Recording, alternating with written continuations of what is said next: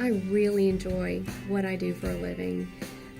I love meeting the family during the early parts of pregnancy, taking them through the whole 9 months, and then seeing that wonderful moment when they deliver, and then taking care of them as they come back to the office in the subsequent years and seeing their family grow. I love seeing the pictures. It's such a joy. Of course, it's stressful, and I enjoy that as well.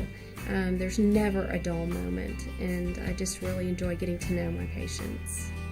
I've been coming to Dr. Robert now for close to 6 years, and I come to her because I think she's a really qualified doctor and she's taking great care of me. Well, in this situation, Tracy and I had known each other for quite a while, so we had a unique bond and a trust. And when it came time for delivery, her baby was breech. And so we talked through the different options, and her husband and she listened to those and really made an educated decision and felt that we could try to externally birth the baby. And they felt trust towards me that I could do this. But when it also became apparent that this was not going to work, then they looked at me and they said, okay, we'll just do the C-section.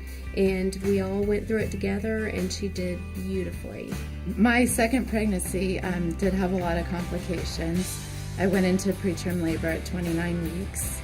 And so, I started seeing Dr. Robert a lot more regularly at that point, just to make sure that everything was going well. The key to this scenario of delivery in the operating room is trust, because the patient obviously needs to have her baby, and she's meeting some of these people for the very first time.